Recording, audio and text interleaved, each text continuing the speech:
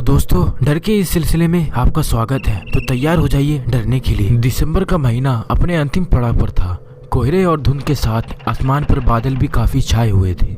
मौसम के हिसाब से बारिश कभी भी और किसी भी समय हो सकती थी। हर तरफ धुंध और सन्नाटे के अलावा और कुछ भी नज़र नहीं आ रहा था। ऐसे में अजीम अपनी मंगेतर लैबा के साथ कोहरे और धुंध को चीरते हुए किसी काम के सिलसिले में राजस्थान से दिल्ली अपने घर वापस जा रहा था। मौसम काफ़ी ज़्यादा ख़राब था, इसलिए एक सीमित गति के साथ अजीब कार को ड्राइव कर रहा था।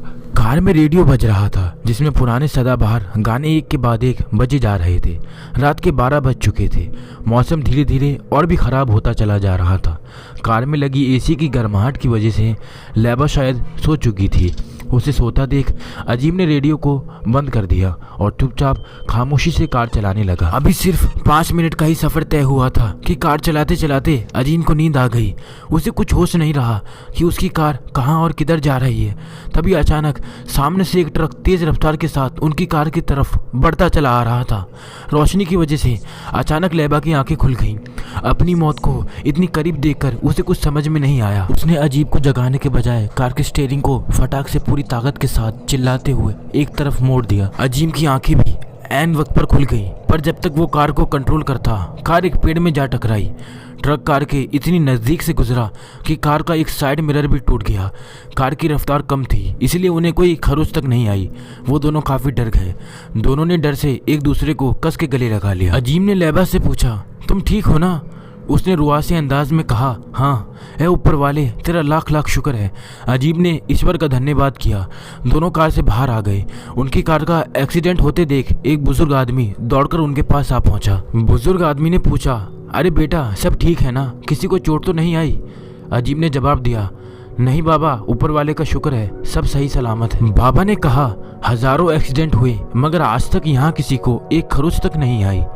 अजीब ने आश्चर्यचकित होकर पूछा, मतलब वो देखो। बुजुर्ग ने अपने पीछे जंगल में एक जलते हुए दीपक की तरफ इशारा करते हुए कहा, वो वहाँ सूफी बाबा की दरगाह है। उनके रहमो करम से आज तक उनकी सरजमीन के सामने किसी का भी नुकसान नहीं हुआ।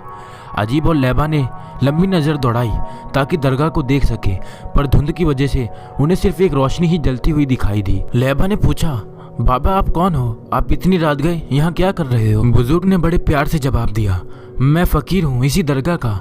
ठंड तेज थी, जलाने के लिए लकड़ियाँ लेने आया था बाहर, पर आपकी कार को पेड़ से टकराता देख मैं दौड़ता हुआ चला आया। अजीब ने लड़खड़ाती हुई आवाज़ में जवाब दिया, हाँ वो अचानक से ट्रक सामने आ गया, इसलिए कंट्रोल नहीं कर पाया। बाबा ने बड़े अचंभे स्वर से कहा, ट्रक? अजीब से पहले लैमा ने कहा, हाँ बाबा, वो ट्रक आ गया था। बाबा बड़े हैरान होकर बोले, पर यह कैसे हो सकता है? मैंने तो कोई ट्रक नहीं देखा।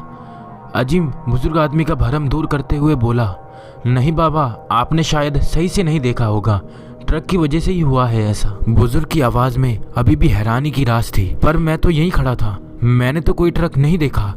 अजीम ने फिर कहा, नहीं बाबा, आप शायद देख नहीं पाए हो। बाबा बहस नहीं करना चाहते थे, इसलिए वो आगे कुछ नहीं बोले। अजीम फिर कार में बैठकर गाड़ी को स्टार्ट करता है, पर पेड़ से टकराने की वजह से कार स्टार्ट नहीं हो पा रही थी। अजीम गाड़ी से बाहर आया, उसने कार की हालत चेक की और निराश मन से बोला, अभी स्टार्ट नहीं होगी। ये सुनकर लैबा का चेहरा भी उतर गया। अब हम यहाँ क्या करेंगे? अजीम भी कुछ समझ नहीं पा रहा था कि अब क्या किया जाए। शहर और बस्ती उस जगह से कोसों दूर थी। इस वीराने को देखते हुए वो बाबा से बोले, बाबा यहाँ कहीं आज रात रुकने की जगह मिल सकती है? बाबा ने कारण और उपाय के साथ बताया, वैसे दरगाह में मेरा हुजरा है, आप लोग वहाँ ठहर सकते हैं, पर औरतों को दरगाह के अंदर जाना मना है, इसलिए एक दूसरा रास्ता है, अगर आप लोग चाहें तो वहीं जा सकते हैं। अजीम बोला, कौन सी जगह है बाबा?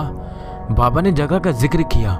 दरगाह के पीछे एक नदी है, उसके उस पार एक सराया बना हुआ है, आप लोग चाहें तो वहाँ जा सकते हैं। लैबा ने पूछा, कितनी दूर है यहाँ से?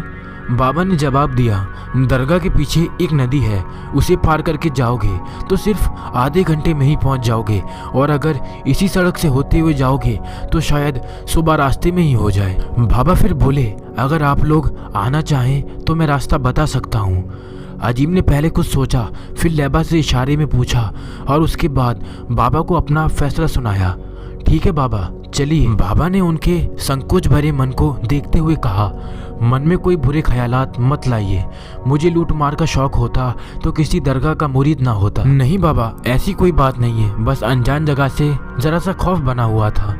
अजीम ने अपना जवाब दिया और बाबा जी के पीछे चल दिया। दोनों के मन में जरा सा डर तो था, पर हालात को देखते हुए उन्हें बाबा पर यकीन करना पड़ा। सड़क से थोड़ी दूर जंगल में एक दरगाह के पास वो लोग पहुंचे। वहां से गुजरते हुए बाबा ने दरगाह से एक लालटेन ली और अपना हुजरा दिखाया और दरगाह के पीछे नदी की ओर चल दिए। एक सुनसान रास्ते से तीनों लोग गुजरते हुए चल दिए। अंधेरा और कोहरा काफ़ी ज़्यादा था, सामने कुछ देख पाना बड़ा मुश्किल हो रहा था। जैसे तैसे वो लोग नदी के तट पर पहुंचे। इस नाव पर बैठकर उस पार जाना, वहां से एक कच्चा रास्ता मिलेगा। थोड़ी दूर जाने पर सराय का बोर्ड दिखेगा, तुम्हारी मंजिल तुम्हें मिल जाएगी। बाबा ने पूरा रास्ता एक बार में बता दिया। लैबा ने पूछा, वहाँ कोई और भी होगा इतने टाइम? बाबा ने जवाब दिया, हाँ, वहाँ एक दो मुसाफिर हमेशा रहते हैं और एक नौकर भी रुकता है वहाँ। अजीम अपनी जैकेट कसते हुए बोला, ठीक है बाबा, शुक्रिया। बाबा ने जवाब दिया, अब तुम लोग जाओ, मुझे भी वापस जाना है। इतना कहकर बाबा जी वहाँ से चल दिए। अजीम और लैबा मोबाइल की लाइट के सहारे नाव के नज़दीक पहुँचे। बहुत आहिस्ते से वो लोग नाव में उतरे।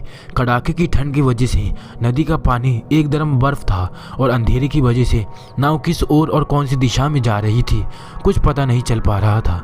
बहुत ही मुश्किल से सफ़र गुजारना पड़ रहा था उन दोनों को। एक डंडे के सहारे अजीम धीरे धीरे पानी की लहरों को काटते हुए नदी के दूसरे छोर पर जा पहुंचा। दोनों तट के ऊपर आए और रास्ता ढूंढने लगे, पर उन्हें जंगल के अलावा कोई रास्ता नजर नहीं आ रहा था। और नजर आता भी कैसे जब उनकी नाव बहते हुए किसी दूसरे छोर पर आ पहुंची थी। उन्हें तो ये भी नहीं पता था कि आगे उनके साथ क्या होने वाला है। अजीम ने लैबा से कहा, यहाँ तो कोई रास्ता नजर नहीं आ रहा है। लैबा आगे बढ़ते हुए बोली, थोड़ा उस तरफ चल के देखते हैं। दोनों मोबाइल की लाइट के सहारे थोड़ा और आगे बढ़े।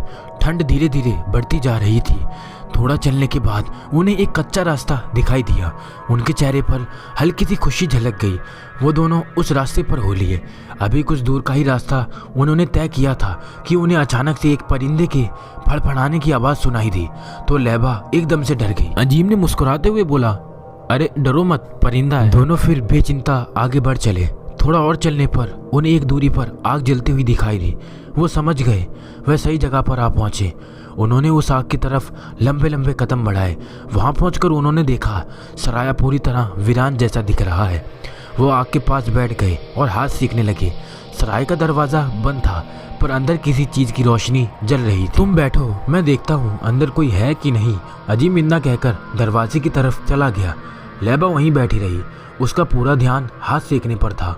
बीचों बीच जंगलों में वो दोनों शायद अकेले थे। रात के तकरीबन 2 बज रहे थे। धूल और सर्दी और बढ़ती जा रही थी। लैबा चुपचाप हाथ सेक रही थी। तभी अचानक से किसी के चलने की आवाज़ ठीक उसके पीछे से आने लगी। उसने पहले सोचा शायद ये उसका भ्रम है, पर आहिस्ता आहिस्ता किसी की परछाई उसके सामने आ गई। उसने हल्की सी गर्दन मोड़कर देखा तो परछाई सचमुच किसी इंसान की थी। उसने एक झटके के साथ मुड़कर देखा तो पीछे कोई नहीं था। वो काफ़ी डर गई और दौड़ते हाफते अजीम के पास चली गई। उसके चेहरे पर डर देखकर वो घबरा गया। अजीम ने पूछा, क्या हुआ, इतना हाफ क्यों रही हो? लैबा सांस रोकते हुए बोली, अभी अभी मुझे लगा कि कोई मेरे पीछे खड़ा है। अजीम ने जवाब दिया, अरे कुछ नहीं, वो कोहरा इतना ज़्यादा पड़ रहा है ना, इसलिए तुम्हें लगा होगा। अभी मुझे भी लगा कि अंदर कोई है, पर मैंने सब कहीं देखा, अंदर कोई नहीं है, एक परिंदा भी नहीं। वो दोनों बात कर ही रहे थे कि अचानक एक औरत उन्हें दूर खड़ी हुई नजर आई। वो चुपचाप वहीं आग के पास खड़ी हुई थी। एक पल के लिए अजीम थोड़ा सहम गया। फिर उसने सोचा कि शायद वो यहाँ की देखरेख करने वाली है। अजीम ने तेज आवाज़ लगाकर उससे पूछा, कौन हो तुम? क्या तुम यहीं रहती हो? उसने कोई जवाब नहीं दिया तो अजीब ने फिर से कहा, क्या हमें आज रात के लिए यहाँ कोई कमरा मिल सकता है? इस बार बिना जवाब दिए वो धीरे धीरे कदमों के साथ उनकी तरफ बढ़ने लगी। उसने राजस्थानी पोशाक पहन रखी थी और अपने चेहरे को पूरी तरह घूंघट से ढक रखा था। वो चुपचाप आकर उनके ठीक सामने खड़ी हो गई और बोली, आप लोग अंदर चलिए, मैं कमरा दिखाती हूँ आप लोगों को। इतना कहकर वो अंदर चल दी। लैबा चुपचाप सहमी हुई अजीब से चिपक कर खड़ी थी। अजीब जैसे ही उसके पीछे चला, लैबा भी उसके पीछे चल दी। तीनों अंदर दाखिल हुए। अजीब ने उससे पूछा, यहाँ आप अकेली रहती हो? औरत बिना देखे सीधे चलते हुए बोली, मैं सालों से यहाँ अकेली हूँ। अजीम ने फिर पूछा, ये सराया इतना खंडर क्यों लग रहा है? औरत बिना देखे सीधे चलते हुए बोली, मैं सालों से अकेली हूँ।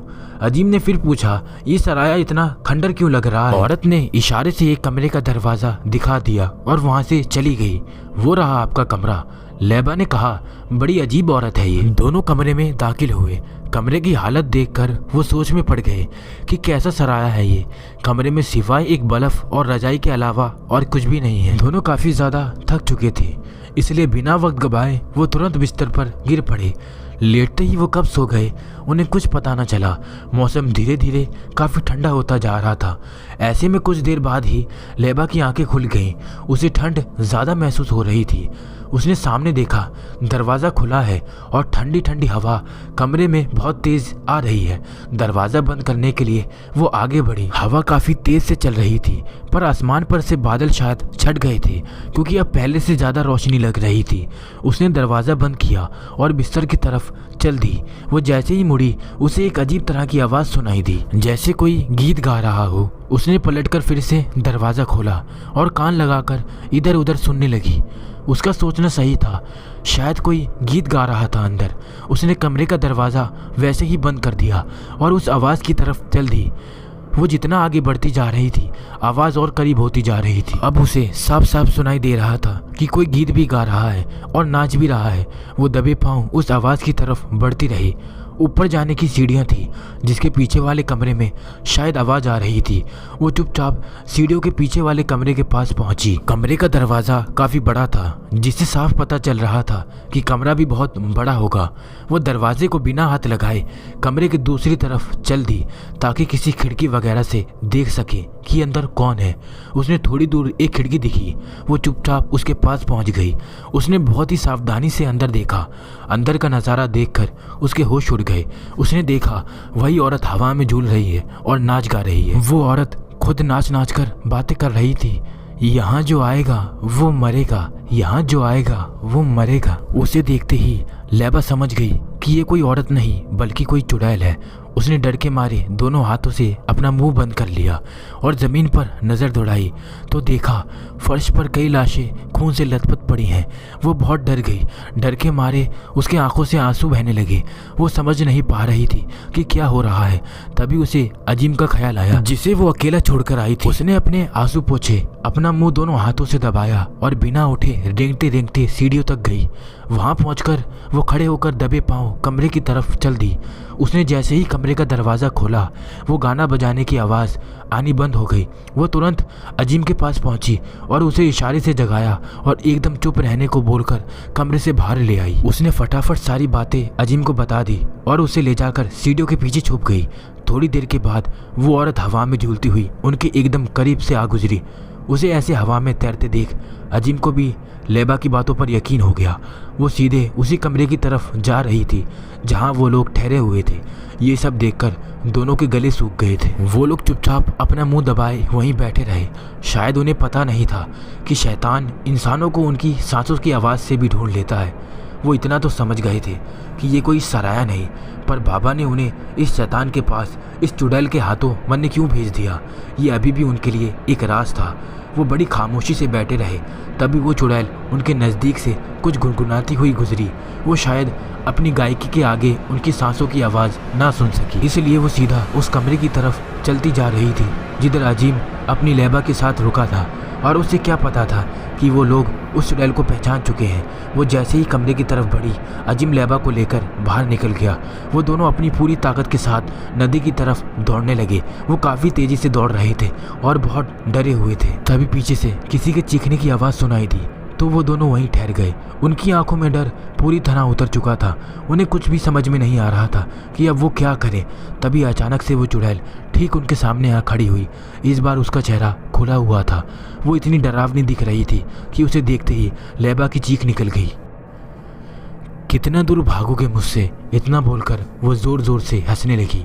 उसकी डरावनी और दहशत भरी आवाज़ सुनकर दोनों घबरा गए। अजीम उस चुड़ैल से बचने के लिए जल्दी जल्दी से कुछ पढ़ने लगा, पर वो कुछ पढ़ पाता इससे पहले उसने अजीम को दूर फेंक दिया। लैबा जोर जोर से रोने लगी। चुड़ैल फिर लपक कर अजीम के पास आ गई। इस बार उसने जैसे ही अजीम को पकड़ने के लिए अपना हाथ बढ़ाया, वैसे ही फकीर बाबा ने आकर उसकी आंखों में एक तरफ धूल झोंक दी। वो चीखती चिल्लाती वहां से गायब हो गई। फकीर बाबा को वापस अपने साथ देख दोनों की जान में जान आई। अजीम ने बाबा से पूछा, कौन थी ये बाबा?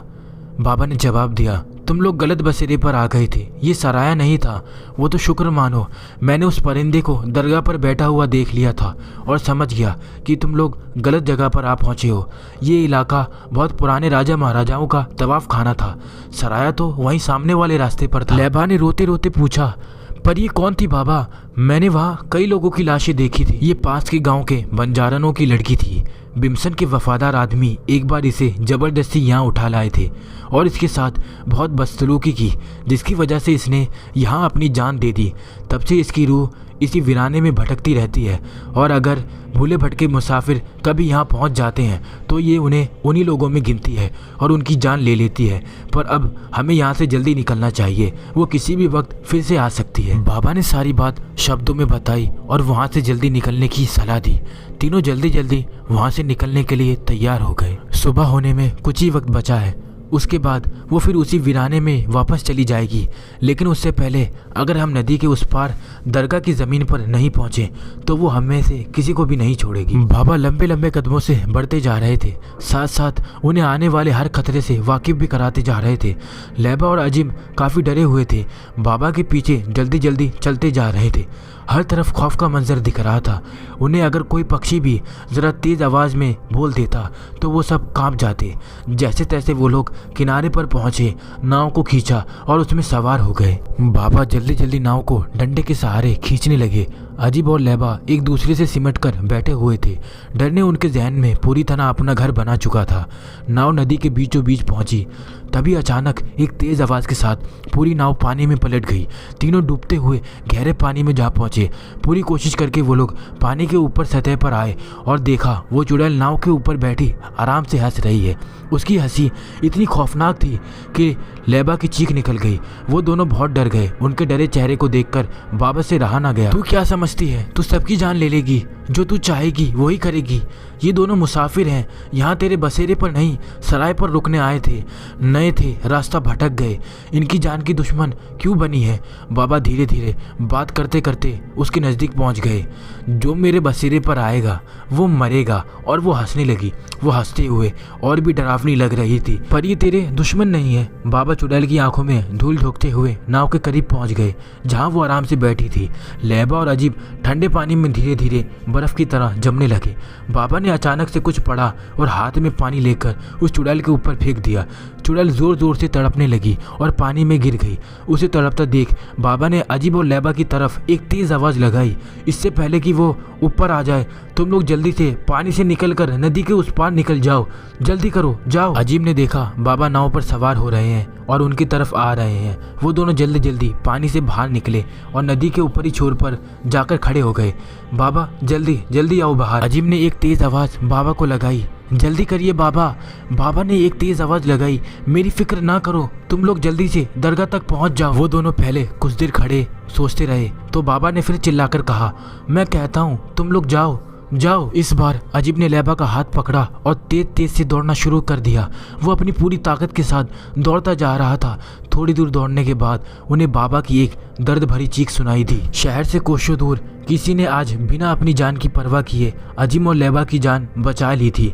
वो दोनों चीख सुनकर वहीं खड़े हो गए, जैसे किसी अपने ने आज उनके लिए अपनी जान गंवा दी हो। दोस्तों एक रिक्वेस्ट है, अगर आपको वीडियो अच्छी लगी हो तो इस वीडियो को लाइक और चैनल को सब्सक्राइब कर देना।